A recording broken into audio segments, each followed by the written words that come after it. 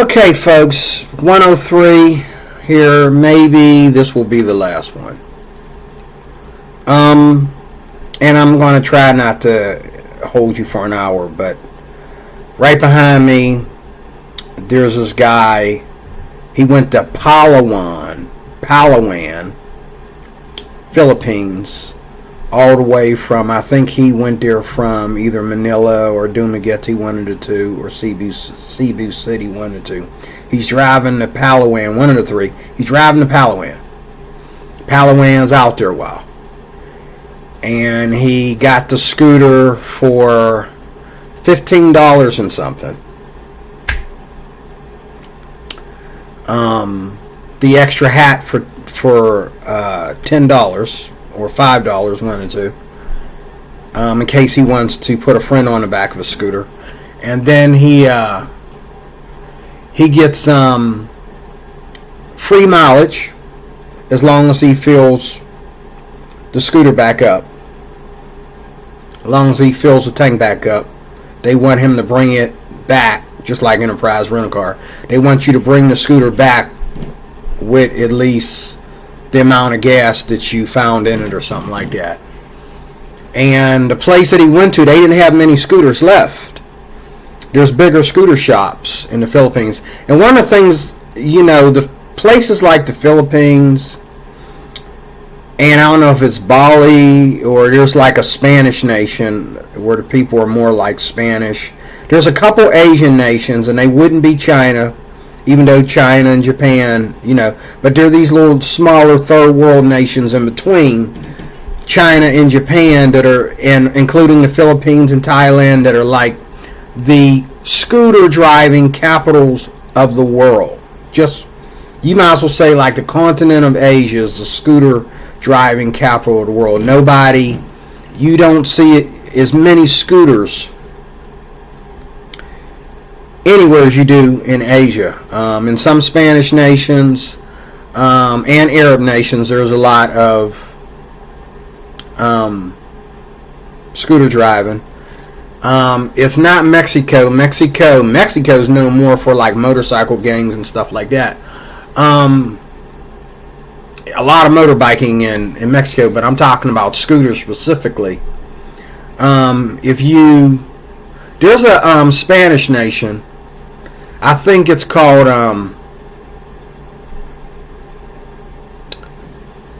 San Diego or something like that. That has a lot of scooter riding in it, and it has a big city that's all flat level.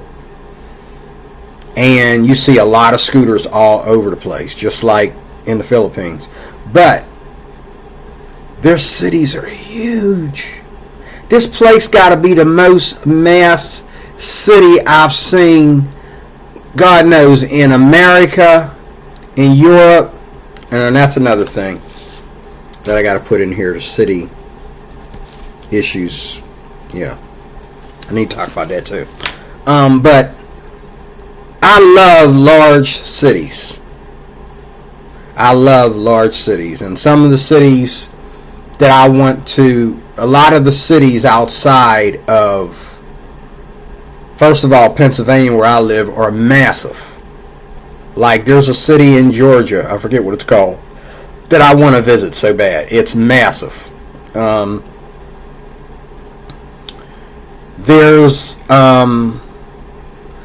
mainly like in Europe.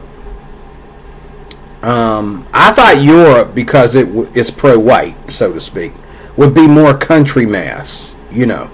Nothing like Canada. Probably nothing like Australia either. Europe has a lot of city mass. I mean, huge amounts of city mass. And the beauty of Europe is that there's a little bit of everybody in Europe. It's no longer like, you go to France, you got a little bit of everybody in France. But you go to France, you go to, I hope I'm right, France is in Europe, right? I hope I'm right about that. I think it is. Last I checked. You go to France, You go to Amsterdam. Oh my God. The Netherlands. The Netherlands has good country mass in it. I would love. France is another place where I would love to just drive around France. Like, there's cities in France that are so, it's like you got to. And you're driving through this city where the streets are really small. And people live there. There's like these apartment complexes that are so like ancient, like, and you know, like here in America, everything gets renewed so many years. But no, other countries, they restore to its original texture what started to, you know, as buildings start to chip away and fall apart. Now they restore them. They don't chop them down and put something new there. Here in America, we chop things down and put new stuff there. But everywhere else in the world, they restore their properties, saves them money too, instead of chopping it all down and putting something new there. Unless it's like something really political, where a political decision was made. They're trying to put something totally different there. They're trying to make the whole, you know, if they're trying to get rid of the neighborhood and put a like market infrastructure in there, okay, put a giant resort hotel or something in there, yeah, then they'll chop your homes down and all like that. But most of the time, these old homes and old buildings, county buildings, political buildings, you know, all kinds of buildings, they just refurnish them. They don't chop them down. You can go to France and it looks just like it did, only it looks like it never got old, but it looks like it did 50, 100 years ago. They just refurnished the stuff. It's historical. You know, they hold on to their history. Whereas here in my state, like you go to a place like Williamsport, Pennsylvania, yeah, they restore, you know, Lancaster. Lancaster, they kept their architecture. Bellefonte, they kept their architecture. And there's some areas not even that far out. They kept their architecture. Like you go to Harrisburg, they keep changing places in the city, buildings and stuff like that in the neighborhoods. But the bridge, the four, I think Harrisburg is covered with 4 bridges. And you could just step right over with my little short self and walk right into and fall right over the bridge. These bridges are small where the, you know, the railing is right here. I can step right over that and just jump in the water, you know what I mean? Like, you know, and this is history, and they kept it. And, but a lot of bridges, especially out here in Pittsburgh and Allegheny, Westmoreland County, all these bridges a lot of them are brand new. They're made so that they don't even have sidewalks anymore, so you can walk on the bridge and stuff. It's a little sad. Whereas, you know, other places you can walk on the bridges and stuff like that and things of that nature. But, you know, like when you live in the inner cities, I mean, how many deaths have been where some dude threw his woman over the bridge? And I'm sure it happens in Harrisburg pretty frequently. Gangbangers and guys having domestic violence with their girlfriends threw them right over the wall into the water, you know. And I've heard stories of people here in Pittsburgh throwing people in the river and they drown to their death, you know, stuff like that. You know, there's a reason why they change, especially in these large cities and these inner cities, why they changed a lot of things, because, you know, they're still going to kill you, but they just figure they changed the way you die, you know. Anyway, getting on with the Philippines. The Philippines is another one where they basically restore a lot of their buildings and all like that. Now, the BGC, it looks like a cross between Philadelphia and Pittsburgh. But the rest of Manila, restored large buildings. I'm watching these guys drive around the Philippines and they look up. These buildings are old, but they repair one room at a time. People are working in the building. That building look like it's... Is there people actually working in there? Yeah, they're actually working in there. There's people in there. And it's a treasure because if you have new infrastructure like New York, and only Times Square is new. Times Square has new infrastructure and, things in Times Square. New. New York City in general is old as... The bridges are old. People are worried about the bridges, collapsing and stuff like that because the bridges are old and a lot of traffic on those bridges and, But in the Philippines, I just heard a story here in one of the videos I watched yesterday. I heard a story about where they got trapped on an escalator. I've never, in all my life, as much as I've been in malls, been on an escalator that sped up and ran everybody into everybody. And the people just took it like it must have happened before. And I think somebody got their foot injured or something by everybody falling on top of her or whatever.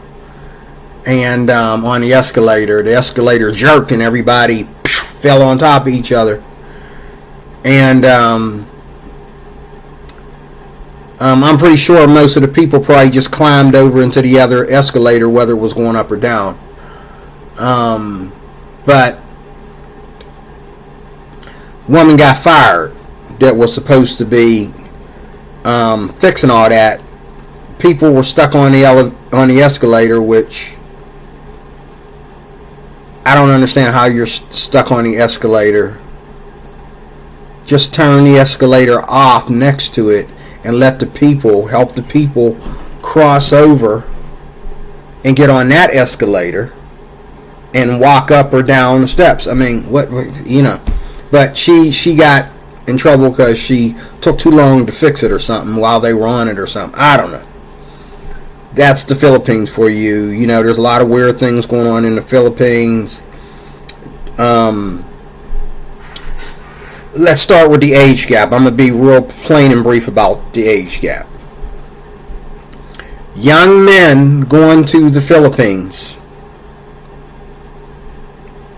are getting more positive relationships with Filipinas than the older men are. Okay? Women are honest with the younger men. They let them know up front, is this just about sex and having a good time, or are we looking for something long term, having children, a long term relationship? Am I going to be going back and forth to the States with you? Or are you staying here in the Philippines? What's going on? But with the old men, they play these games with them, get them all buttered up, and before these old men realize it, she's out the door, and he never got to ask her what he's thinking about what he should have asked her, but it's too late. She's gone. And most of the time, not only is she gone, but she got caught cheating with a younger man or with an older man. And one of the things that I believe, and I know that a lot of Filipinos, as well as mainly foreigners, more than so, are going to disagree with me on this right here. I personally believe that Filipinas, young Filipinas, see a weakness in old men that they can use to their favor. And the first one would be the fact that you can't keep up with her. Me, I don't have to keep up with you. Sit your behind down. Where are you going? No, you're not. You're not going. For what? Who you dating? You dating a 25-year-old boy? Sit your behind down. You want to get some air? We get some air together. You want to go work out? Let's go to the gym together. Why are you always trying to go somewhere without me? But see, a young man can keep up with her. Okay? And I saw a video a while back where Passport Bro was dating a Filipina. And she got dressed up to go out. He said, where are you going? Where are you going? Where are you going like that? Where are you going? And she laughed. He said, don't laugh. Where are you going? Well, I was going to go out. You was going to go out. What? I can't go out? What? I'm not good looking enough for you? I can't go out? Let me go get dressed. She's like, oh, no. Why? Why can't I go get dressed and go out with you? Where are you going? Well, I was, you know. Now, they was just having fun with the video, but, of course, he broke up with her because he realized she needs to be away from him. But she learned, she let him go quickly because she realized that he's going to keep up with her. She's going to have to keep up with him. And then on the flip of that, when young Filipinas hook up with men their age, around their age gap, and what I mean when I say age gap, I mean like 10 years older at the most. 10 years older, 5 years older, maybe a little bit younger or equal, okay? Not 20, 30 years, especially 30 years. That's 20 years. I see that here in America. I've had a lot of neighbors who were married to men that were 20 years older than them. And only, I say, 2% was faithful in a relationship like that. But 30, I ain't seen no Americans do 30. 30 years younger. I ain't seen that. Okay. I'm tempted to do. I can do 20 years. I can be 20 years older than, at my point in this time, I can be 20 years older than the woman that would be with me because I'm still a young man. I love to move around. I'm not stuck in the house. You know, I am right now because I don't have a job, but I'm not stuck in the house, okay, and just, you know, watching TV and taking medication all day. And no, when I'm at home, I'm cleaning, I'm cooking, you know, I'm doing, and even if she's doing it, I'm doing it too, okay? When I was married, me and my wife both cooked and cleaned. We took turns cooking. We helped each other clean. When she cleaned, I said, "What you need me to do, baby?" And I'd go do whatever she didn't feel like doing, you know.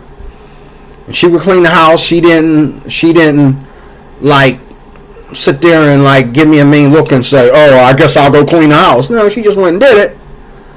I mean, she had her days like that. She would pick that garbage with me.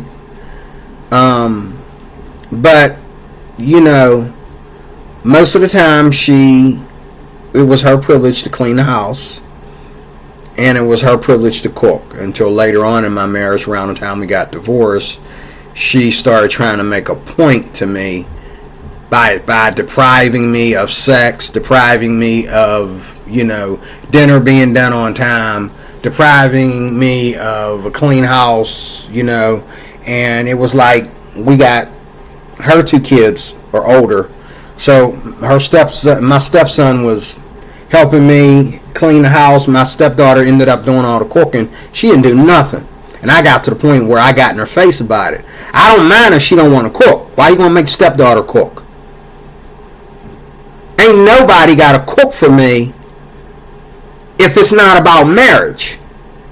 I can feed myself. Don't slave master my stepdaughter, okay? Because you trying to get a point across to me that you won't let come out of your goddamn mouth. Say it.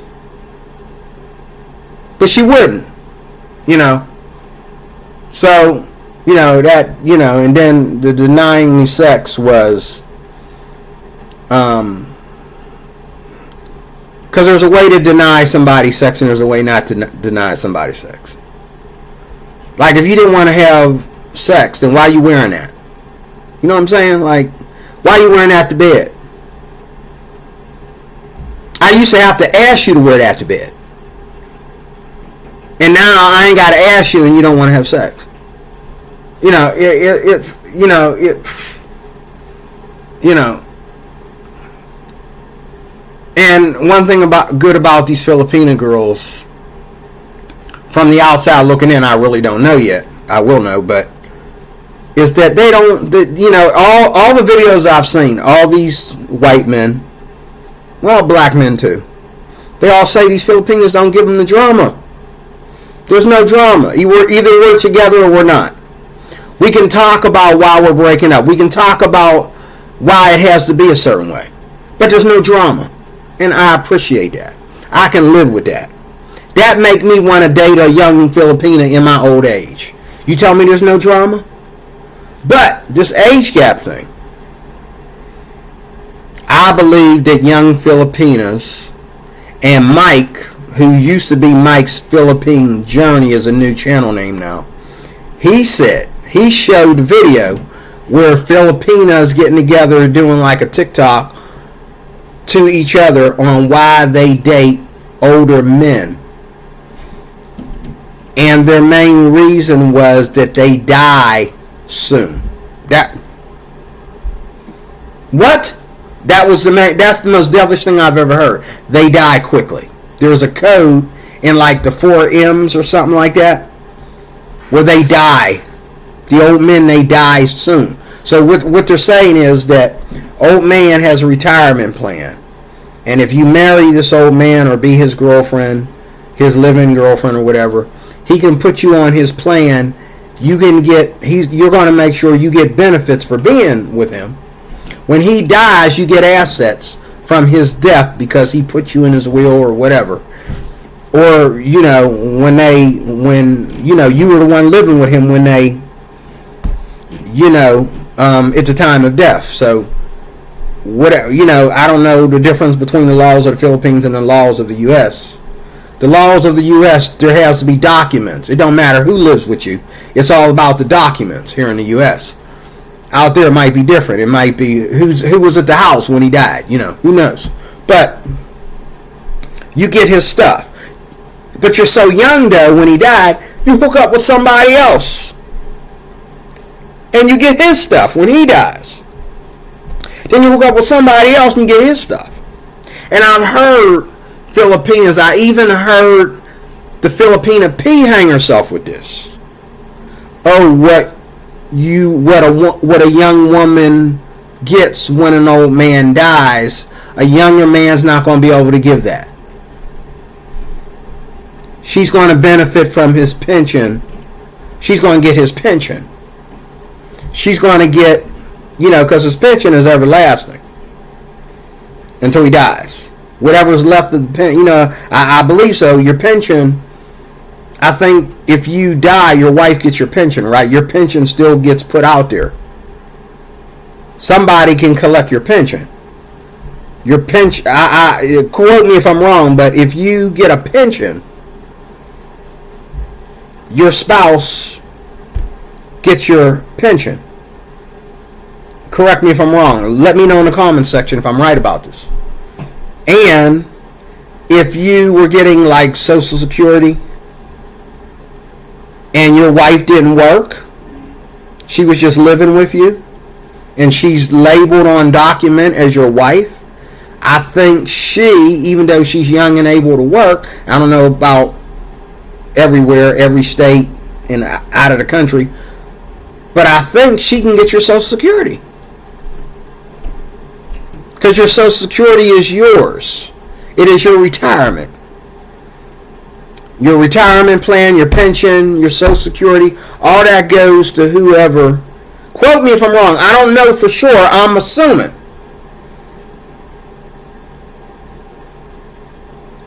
Everything, including your assets, everything becomes an asset. Your car, your house, and everything. You continue to pay for the house. Or if the house is paid off, it's now in your name. You can sell it if you want to. You can move anybody in there you want to. You can move your new boyfriend in there if you want to. You can, you can do whatever with that house. Now that I know for a fact. When a man dies, all his assets goes to whatever woman he's with. All his assets go. Now here in America, it has to be in the documents. I've seen women thinking that they were living with a man, common law, and thought that they were getting, and he lied because he didn't trust her. When he died, their family came and wiped her out of everything. All that time she was living with him, 20 years she was living with him. She should have made sure he put a ring on her finger, you dumb idiot. But 20 years she was living with him, and he told her, yeah, all this is yours when I die. Well, either he was dumb enough to forget, or he purposely forgot. But when he was gone, his family, his ghetto-fied family that never cared a crap about him, obviously he cared about them, they came and collected everything and left his wife, common law wife, bone dry. Took everything. Took all his cars. They took the house and told her to move on. They took all his properties, everything, and did what they wanted to do with it until they ruined everything, and then, didn't have the money because they squandered all his money. Didn't have the money for somebody to come and fix the roof or whatever. The house got condemned. Everything that he gave them got wasted, because they were so ghetto. But again, instead of me sitting here saying things I'm not perfectly sure about, the age gap, I really believe that women, and they've shown traces of it in different YouTube videos and that, okay, these young girls, they see a weakness in the old man. And you want a woman to break up with an old man really quick. Here's a number of things an old man can do. Want sex on a regular basis. I've seen the Filipina P and other ones interview women about this. These Filipinas are sitting there saying, when I know there's a lot of sexual immorality as soon as you get off the plane going on in the Philippines. These Filipinas are saying they want to have sex once a week with the old man. The next question they should have asked that they never asked is, well, if he was a younger man, how often would you have sex? They're saying, oh, more than once a week is too much. What? When I was married, the only time me and my wife didn't have sex was when she was bleeding, because we're Christians. Now, other Christians, there are other, now I wouldn't say other Christians, but there's other people that believe in having sex when she's on her period. They're like, that's the best time to have sex. But we, a lot of times, didn't have sex. I'm sorry, the only time we didn't have sex is when she was bleeding. Or when we were so busy working overtime or doing something, moving furniture around the house or doing something, traveling or whatever, that we were so tired we fell asleep with our clothes on. But if we came home and had to take a shower and put pajamas on to go to bed and all like that, we had sex. If we shared a bed, we had sex. The only time we didn't have sex is when she put me in the doghouse. She's mad at me, so I went downstairs and slept on the couch. And she would come downstairs and wake me up and make me come upstairs and have sex with her. Because she thought that, oh, well, I'll beg her to let me out of the doghouse. And then, she'll have mercy on me. I don't play that stuff. I'm the man in this house. You apologize to me because you was wrong anyway. Okay? But since you don't want to apologize, I'm fine to sleep on the couch. But she would come down there, and I was like, well, I'm fine. I'm mad. You got me mad now. I'm gonna sleep on the couch, and she would like actually beg me, and so I would like, okay, I accept that as an apology, being you want to actually humble yourself and act like you trying to beg me, And she would rather have makeup sex all the time instead of apologizing. Sometimes a man wants a woman to apologize with her mouth. Not always makeup sex. No, apologize, woman. Be a woman. Be humble. Be a Christian woman. Apologize. You know you was wrong. Apologize. No, I don't want no sex tonight.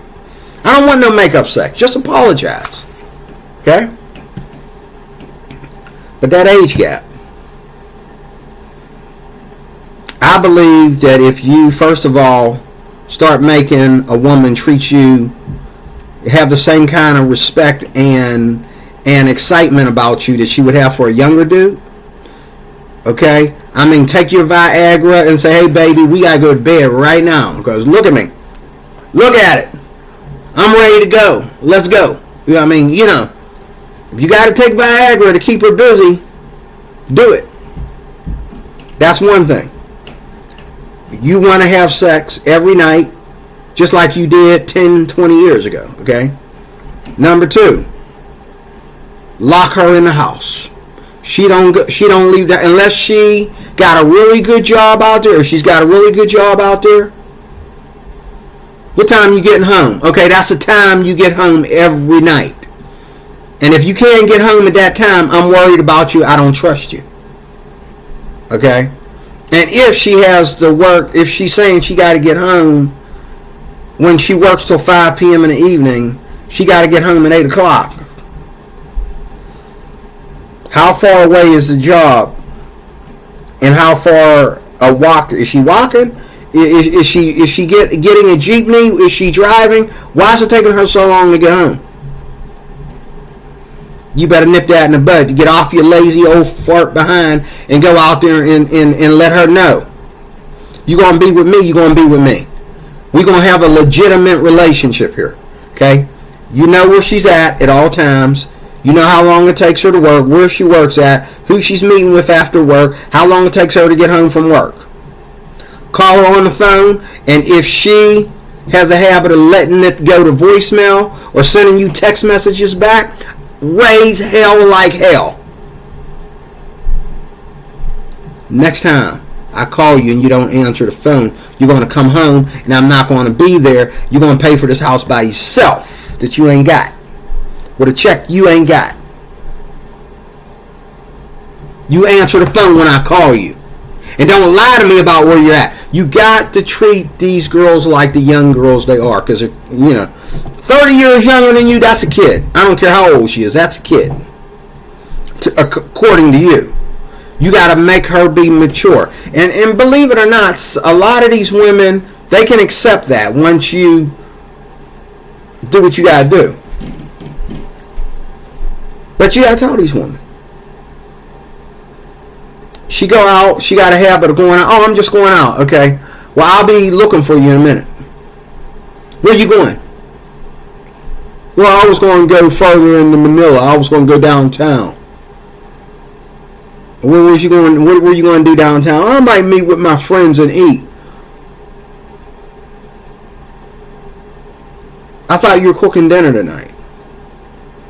Why don't we get some takeout? Why don't me and you eat here? Or why don't you invite your friends over here? Why you got to get away from me? I won't bother you. I just want to know that, I want to know what's going on, and I want to know why you need, I don't want you away from me this often. You go to work 8 hours a day, and then you want to come home and change clothes and get all dressed up in your little outfit and disappear? And when I ask you where to go, it sounds like you making it up as you go along, woman. Where are you going? I'm here. I'm right here. I'm 60-some years old. Where am I going to go? I can go if you want me to. Ask me nicely. That don't mean I don't want to go. If you want to go that bad, I'll take you out. But why are you always trying to go out without me? Hey, where was you at when I was doing the video yesterday? Remember when the guy came over and we did a YouTube video? I was hoping you'd be in the video with me, being we're talking about the Philippines and our relationship. Why am I talking about our relationship and you're not there? Where'd you go? You snuck out of the house while he was filming. You didn't want to be seen in the video with me, did you? Now, don't get me wrong. I've seen a lot of these girls, just like I said in the last video. I know this one girl, that Ting, ordinary Filipina or whatever. I remember the video she did with her one husband who could barely move around. He was old enough to be her grandfather. And then, now she got 2 kids coming from this new guy that looks like, looked like she attracted to some old men. But, she also does a lot of TikTok. And I guarantee you it doesn't stop at TikTok. I guarantee you he doesn't look at her phone. That's another thing. If you are dating a woman that's older than you, younger than you, that much younger than you, always check her phone. Let her know in the beginning of the relationship. Okay, look here, I'm going to check your phone. You're free to check my phone too. The one relationship I told you about, the woman was allowed to check his phone, but he wasn't allowed to check hers. She got mad when she checked his phone. Well, he got mad at first, and then he was like, no, I'm just wondering what you're looking for because you didn't tell me there's a problem. But go ahead and check my phone. I ain't got nothing to hide. But he wasn't allowed to check her phone, though. And that's a lot. That's here in America, too. That's a big thing. Women will check your phone if you leave it laying around somewhere. But you check their phone, they'll accuse you of not trusting them. You don't know. They just checked your phone. But they'll accuse you of not trusting them and all this kind of stuff. But you got to check a woman's phone when she's that much younger than you. You got to check her phone. Because the truth of the matter is, unless a woman has a problem getting men, unless a woman has a handicap, unless a woman is not all that attractive, okay, and unless a woman on the bottom is really, she only is attracted to older men, and she's the kind of woman that doesn't want to do nothing but be in the house with her old man, cuddled up next to him. She doesn't hang out with the young girls. She ain't worried about vlogging and doing videos, and she ain't no mall rat, and she only wants to go out when he wants to go out. A woman that's automatically like that, that's fine. But how many women are automatically like that? Very few. Okay? Most women, if they look like it, they're getting it like that. Whether they're cheating on the man, or whether they're just waiting for him to die to go back to doing what they were doing, or they're just waiting to break up with him after they get something out of him so they can go back to what they were doing. But either way, they're getting it like that. They're getting Mandingo. They're getting young Mandingo, one way or another.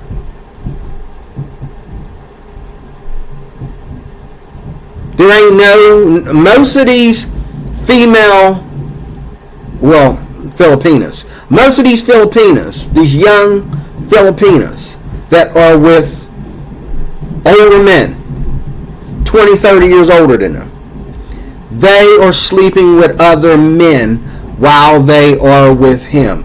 And they are also constantly talking to other men online, texting and getting on Facebook and getting on dating sites and all that stuff. And eventually over time, they're meeting up once a week or so with, You know, and the minute an old man starts to say, hold up, where are you going? Why are you doing TikTok? Why are you doing a video without me? Old man starts wanting a real relationship with his young Filipina. He wants more than just sex once a week. She's going to dump him. She's going to dump him. Okay? Crime, I say,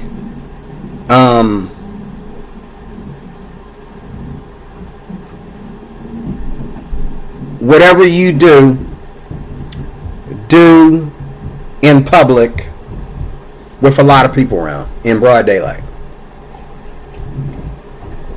And that's not just the Philippines, that's Colombia, that's Brazil, that's any places where these passport brothers have put on their list as places. Wherever there is easy booty, let me tell you something. Wherever there is easy booty, there's crime. Nobody's going to the country club, you know. Nobody's going to the rich part of town and getting easy booty. What you got in the rich part of town is wife swapping and, you know, you got brothels and stuff like that. Where everybody is letting everybody know that we're all going to do this. There is no, they don't have to lie. But wherever there is easy booty and wherever there is poverty, there's going to be scams and lies and cheating. It's all there. The Philippines is no exception. Crime, that guy is sitting there in one of the best places in the Philippines, and he's sitting somewhere on his phone while he's sitting there looking at pictures on his phone or whatever, getting his phone set up so that he can do more, you know, taking video footage of the Philippines. Meanwhile, some youngster is sneaking into his bag and he feels something, a little teeny bit of weight on him. You know, I've been robbed like that. People stolen stuff right out of my pocket. I didn't feel a thing. But this guy is going in the back of his bag and going in there and, you know, and I don't know how he knew the cash was in there in the beginning. I guess he saw him put the cash in there. They had to be watching him for a while. And he puts his hand back there and he feels the guy move his hand away. He also seen the guy's shadow to a point. And that's what's dangerous. That's a way to get shot, because you never know on a sunny day where your shadow might show up, especially where people are sitting under trees and poles and all like that. You never know where your shadow. And when he snuck up behind him, he saw his shadow in the sand, and he felt something. When he put his hand back there real fast, he felt the guy move his hand. He turned around, he grabbed the dude. Give me my money back, or I'm gonna pound you out. Give me my goddamn money back. And the guy gave him his money back, and angry walked away. He told the police after he went around all over Dumaguete filming. Okay. I think he was in Dumaguete. He was either in Dumaguete or I think he was in Dumaguete. I'm not sure. But as far as the crime of people going around shooting people, killing people, the video I just watched a little bit ago, guy said that there's people that watch him go to ATM machines, him and his girlfriend. And they seem to always be trying to sneak up. And he turns around, he looks at them, and he'll pull his card, he'll cancel his transaction, and leave the machine. Okay? And him and his girlfriend will run to the car and drive off or whatever. But he said there's always these guys, you know, sneaking up behind them, like they're always there. And you know, so he did mention that one of them times it happened, it was in the evening. To me, everything should be done in the day in a place like the Philippines. because there's so much poverty. Wherever there's poverty and wherever there's easy booty, like I said, there's going to be crime. So what you need to do is you need to do everything in a place, like get the money that you're going to need for either the entire day or the money that you're going to need for tomorrow. Matter of fact, I wouldn't have anything but one card on me. Like, whatever I need, I would, I would put on a card. And I wouldn't use cash unless I'm somewhere where I know I need to use cash. But I'll put everything on one card daily in a place like the Philippines as a tourist. Or even better yet, as a person that's living there. Put everything on that one card, like your NetSpend card, some easy debit card where you're only going to put enough money per day on there to do what you got to do. I wouldn't walk around with your credit card, and I wouldn't walk around with your main bank card. Use a extra debit card, even when you decide to go to the Philippines. My advice is get you a net card, one of them NetSpend cards or something, and put what you need on that card. And make sure you have money also on your regular bank card or whatever, in case something happened, that card gets stolen or something like that. Because people are pulling guns on people in the Philippines and taking their credit cards and, putting a gun to their head, making them cough up the PIN number, which most people ain't going to do because they know the minute they pull that gun away from you, they're never going to see you again. So, don't use a credit card. Don't use a debit card. If you have cash on you, only have enough cash on you for what you know you want to spend cash on.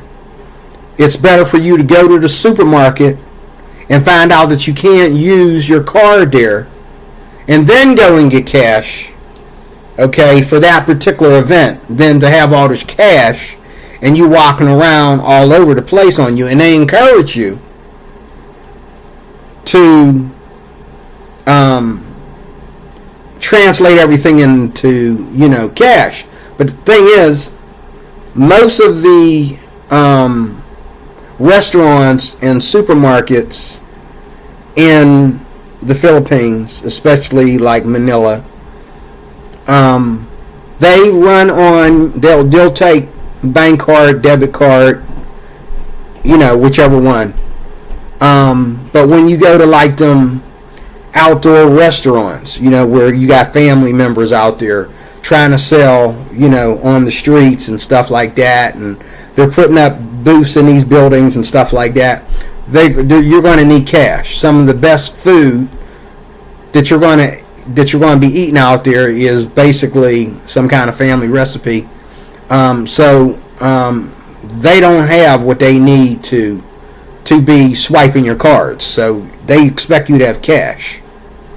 But you're not going to spend $100 a day in the Philippines on, most people anyway, ain't going to spend $100 a day in the Philippines on street food. That's what that's called, street food.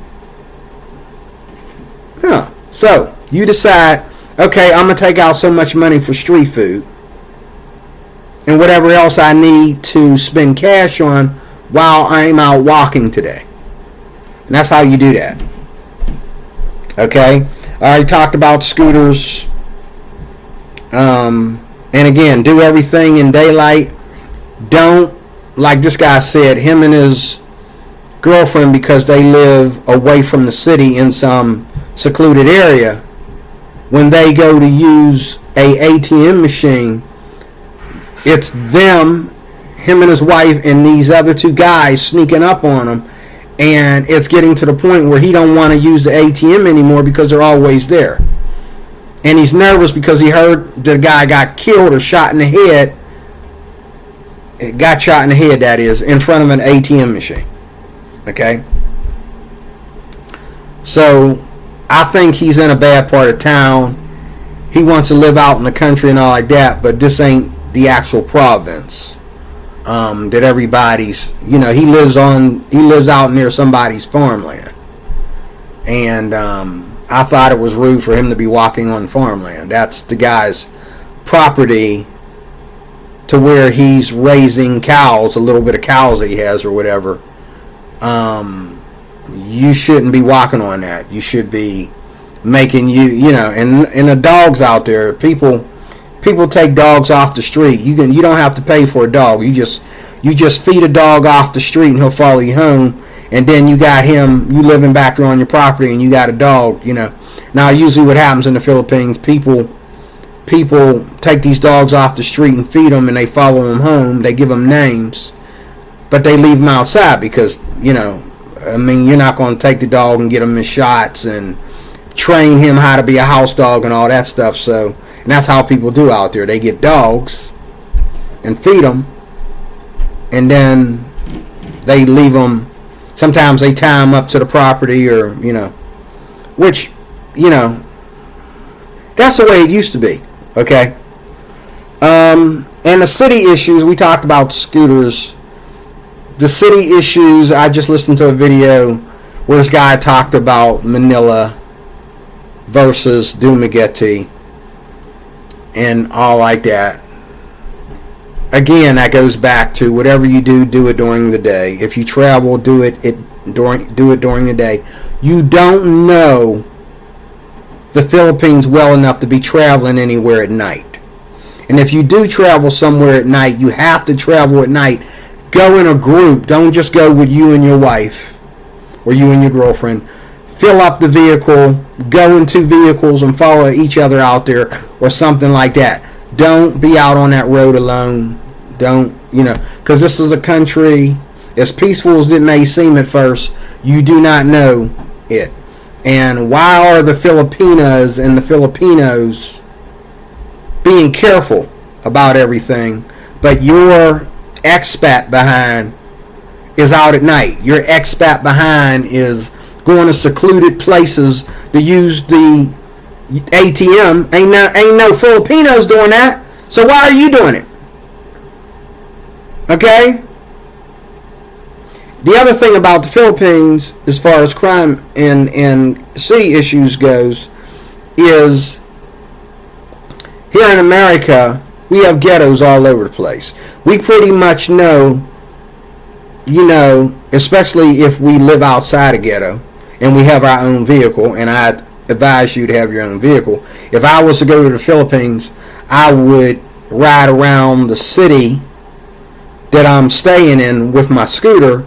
But if I'm going to travel the highway, I'm going to get 4 wheels. I'm going to be behind the middle in the glass. Okay, if I'm going to be going on a long trip, I'm going to be behind the middle in the glass, because you don't know what's going to happen weather-wise while you way out there for an hour, 2 hours, 4 hours or so, going back and forth, and you don't know who might be following you or whatever. The worst thing to be on when somebody's targeting you is a scooter or a motorcycle. Any one of them can be caught up with. Okay? And now I know in the Philippines they don't do crazy things out there like they do here. People chase you, car chases and stuff like that. They wouldn't get away with that in the Philippines. But people do follow you. They target you. They trace where you're going, and they end up meeting you out there and stuff like that. And this is the stuff that's been happening. But go during the day. Be behind the metal and the glass whenever you can. And I think not walking everywhere like a lot of expats do is a good thing. It's best to, they don't have a lot of car theft. Or even a lot of, like in secluded places, yeah. They will try to break into your vehicle and they will try to steal your bike or your scooter. But in a busy place, you park your vehicle, nobody's going to bother, whether it's a scooter, a bike, or a car. No one's going to bother it in a secluded place. I mean, in a busy place in broad daylight. Okay? So, that's how you have to be in the Philippines. Now out here where I live, like up here where I live, I'm not afraid to even leave my car doors unlocked. Okay, in the area I live in. Okay. Well, I wasn't when I first moved up here, but after the pandemic, they moved some people up here that shouldn't be up here. They're jailbait. So now I lock everything up. Okay. But when I first moved up here, I didn't worry about whether my door was locked. I didn't worry about whether my car door was locked or whatever, especially if I was going to get back in it in a couple hours and go somewhere. I didn't care. Because I know the neighbors I had up here back then, just what, 3 years ago, 3 years ago, most of my neighbors were white and Indian. I know they wasn't going to do squat. But then after the pandemic, we started getting, I'm sorry, I hate on my people like this, we started getting these jailbait blacks up here. I'm getting out of my car after working, and there's some dude over here talking about, I want to fight somebody. The police just left his house. Now they got him all puffed up. He ready to fight somebody. That's what happened when you don't take a guy that just got done slapping his girlfriend around the prison. She just got done beating up on his girlfriend. He yelling across the street at me, I want to fight somebody, and I'm like 3 times smaller than him. I got my hand on my gun. He about to get shot. You know, I mean,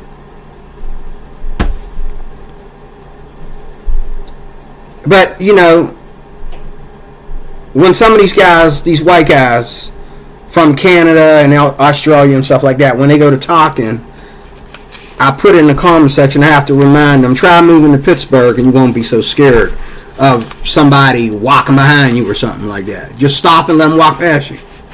You know, because, you know, here crime is everywhere depending on where you're at. If I have to go downtown Pittsburgh, I got to watch my back.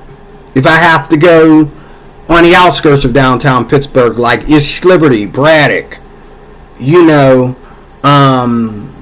Homestead, I have to watch my back. Because people, it's you know, this is how they deal with their poverty. This is how they deal. We have third world ghettos, like they have third world areas or cities in the Philippines. Pittsburgh in general is not a bad thing, but we have too many ghettos in Pittsburgh. You have downtown Pittsburgh, which is declining, so there's a lot of crime and stuff going on downtown Pittsburgh, especially after dark. Ghettos on the outskirts of Pittsburgh, you have crime in broad daylight. Cops are busy. Okay?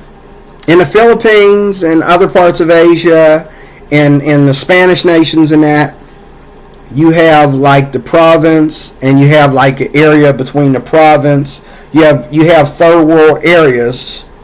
You have provinces that are really nice provinces, and you have third world provinces. No one talks about that. And you have ghettos around the city of Manila and other cities.